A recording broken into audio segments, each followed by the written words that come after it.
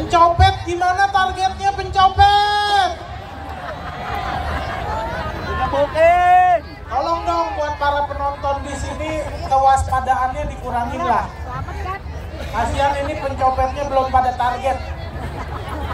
Mereka udah bela-belain gak pulang kampung loh buat nyopet di sini. Kaliannya malah waspada. Kan kesian. Tapi acara rakyat kayak gini emang kadang tuh gratis, kita nggak beli tiket tapi suka kehilangan dompet gitu ya. Saran saya nanti kalau ada pencopetnya emang ketemu nggak usah dipukul, ambil gunting kuku aja, tapi jangan kukunya yang digunting, kulit gitu, leher, siksa aja udah kayak tahu. Mbak kemarin katanya nyopet di GBK mbak. Enggak ya, nggak nyopet di GBK ya, di JIS ya. Temen saya ada kemarin tanggal 10 Februari pas kampanye Akbar mau nyopet di GBK. Sebelum nyopet udah dapat 200.000. Nggak jadi nyopet. Pulang lagi. Tapi senang sekali di Monas, teman-teman semua pada senang. Kenapa? Di Monas itu pada tahu ya, puncaknya itu di situ ada emas ya. Cuma di Jakarta ini kalau momen-momen lebaran gini, Jakarta emang kekurangan banyak emas. Karena emas-emasnya pada mudik. Jawa semua tuh. Jabodetabek isinya orang Jawa semua.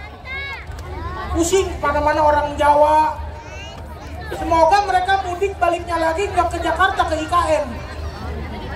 Jadi Jakarta pemain inti doang. Kalau ada mereka macet nggak ketolongan.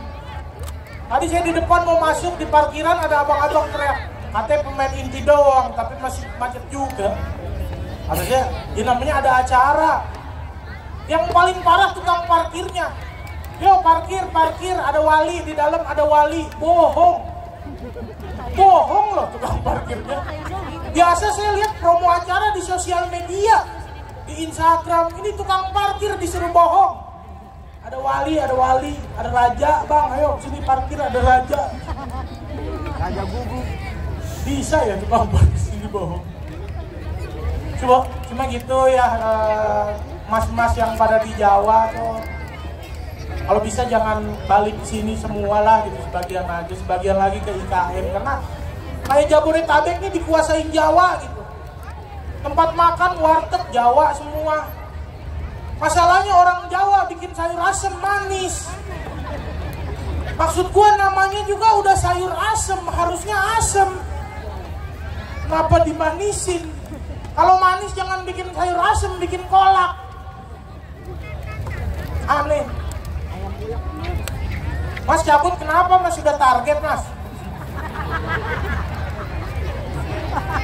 Periksa tuh pak. Kewaspadaan menurun, cabut, mas enak mas. Di sini pada mau nonton siapa sih? Wali. Ketipu semua. Ada ketipu.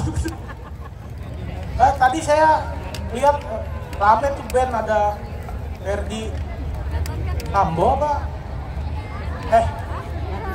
Ferdi lah. Seru juga dihukum masih bisa ngeband. Tapi di sini semua pada mau nonton hiburan. Yang suka dangdut ada di sini, suka dangdut. Bisa cabut dulu nggak? Saya nggak suka. Karena kenapa ya? Karena anak dangdut ini suka apa ya? Dengan bangganya, dengan egonya bilang, oh lagu dangdut ini enak, lagu dangdut enak. Menurut saya, yang enak dari lagu dangdut itu cuma musiknya loh.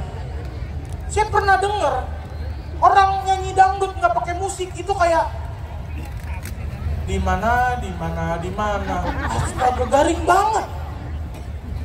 Bahkan saking ketergantungannya lagu dangdut sama musik, saya pernah denger kena ribut.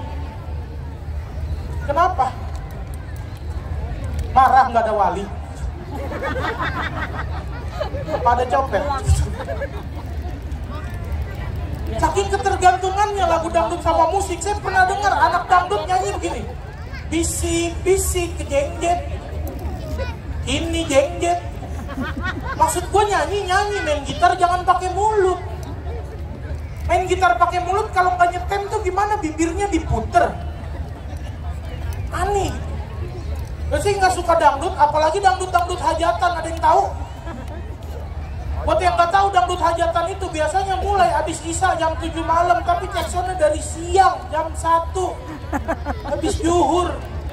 Udah gitu kalau tekson kenceng banget sampai di dada nih rasanya ada getar-getar dangdut gitu. Deng deng deng deng.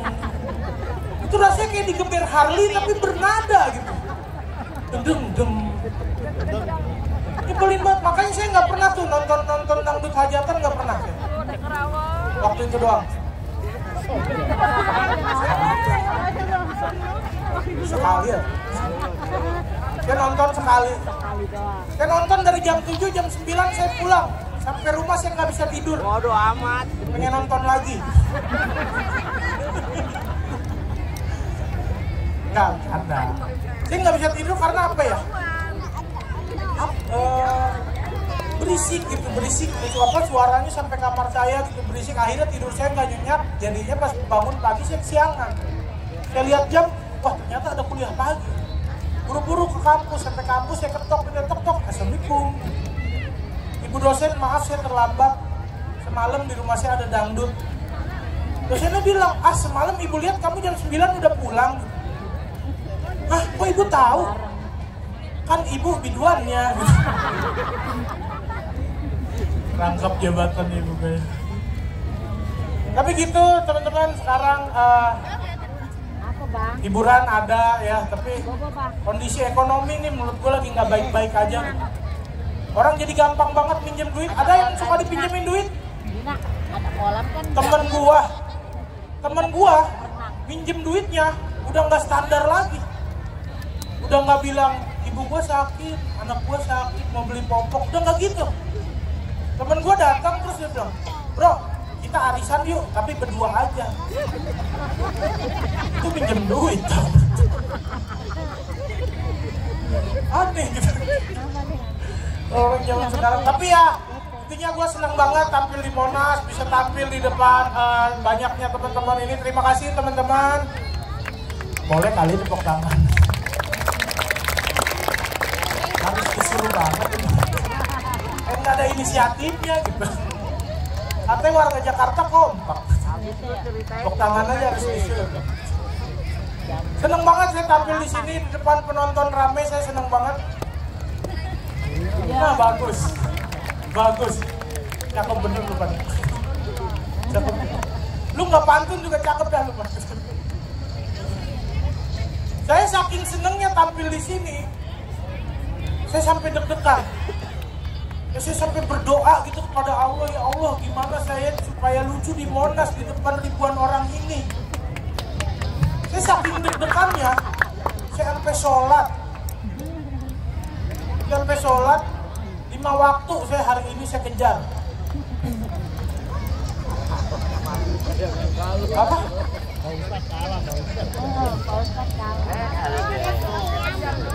Mungkin lu kurus kali ya.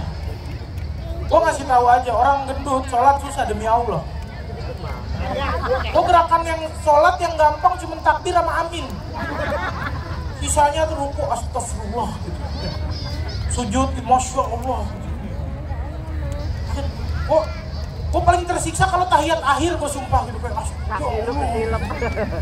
waktu seakan tidak berjalan gitu. Sakit banget. Dan karena hari ini saking pengennya gue lucu, gue sholat di masjid. Gue pengen Allah, di bocah pengen banget lucu nih. Supaya Allah kesian, gue doa. Kenapa gue bilang gue sholat di masjid itu adalah suatu pencapaian? Karena gue udah gak biasa sholat di masjid. Kenapa? Karena gue tuh udah di tahap ganggu kalau sholat di masjid. Jadi orang yang sebelah kiri gue ini akan selalu pasti menjadi korban. Jadi gue tuh ketika sujud terakhir, pas bangun mau tahiyat, ini kayak gue contohin aja kali ya. Jadi gue ketika sujud terakhir, pas bangun mau tahiyat tuh jatuh bro, kayak bro. Nah orang di samping kiri gue ini ada dua jenis. Yang pertama adalah dia yang tahu. Jadi dia pernah sholat sebelah kiri gue. Jadi begitu sujud terakhir, dia udah ancang-ancang. Pas bangun, brak, dia geser. Aku tidak terkena jebakanmu. Masalahnya kan orang Islam banyak ya. Gak semua pernah sholat sebelah kiri saya. Pernah ada waktu itu, ya Allah, ini orang alim banget kayak sufi kali ya. Dia datang ke musola, sendalnya rapi, gue lihat wudunya bener. Masuk masjid juga sholat sunnah dulu gitu. Kayak ini orang alim banget. Saya denger dia bilang amin aja merdu banget gitu, kayak walat dolin, terus dia bilang amin. Di momen itu saya percaya Islam bener loh. Saking merdunya amin dia. Satu-satunya itu orang, ini sumpah, takbiratul ihramnya, khusyuk, segala macamnya semuanya bener. Satu-satunya kesalahan dia cuma sholat di sebelah kiri gua. Posisinya gua udah milih paling kiri. Maksud gua biar pas tahiyat jatuh gua nabrak tembok. Dan tiba-tiba imamnya muter balik. Dia bilang luruskan dan rapatkan saf karena itu adalah bagian dari kesempurnaan sholat. Gua takbir Allahu Akbar, dia nyelip, Masya Allah. Kenapa? Itu adalah momen dimana sholat gua makin maju rokaat makin panik.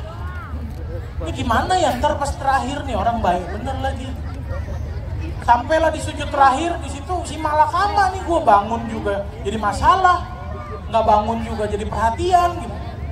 Bingung gua akhirnya, ya kan kalau nggak bangun aneh, bangunlah gua dari sujud. Begitu bangun dari sujud, brak, ketiban cuy. Orang kalau tahiyatnya bener, jempol kanannya nekuk, des, jempol kanan lagi nekuk, ketiban paha kiri gua. Dimana posisi gua lagi tahiyat, semua berat beban gua ada di paha.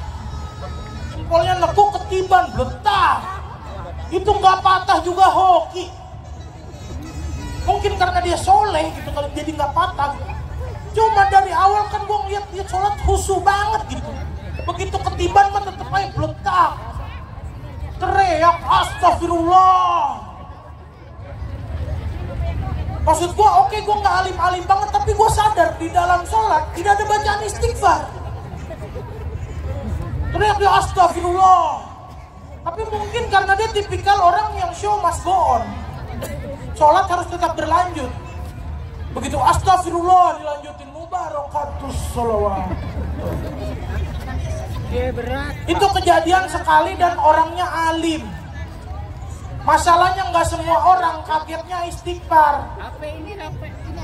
Berdiri. Atau kan lagi nunjukin gerakan ini biar makin masuk. Alias mager. Tapi bisa gua kalau direktur sendiri. Enggak sama tante aja, sama kaki tante. Sini. Gak semua orang kagetnya istighfar. Pernah juga gua kejadian waktu itu sholat. Tapi samping gua kayaknya nggak alim-alim banget gitu. Naruh sendalnya juga nggak rapi gitu. Satu taruh depan musola, satu taruh depan gereja gitu. Wudunya nyiprat-nyiprat gitu. Takbiratul ihramnya ngasal, bilang aminnya cempreng, kata gua.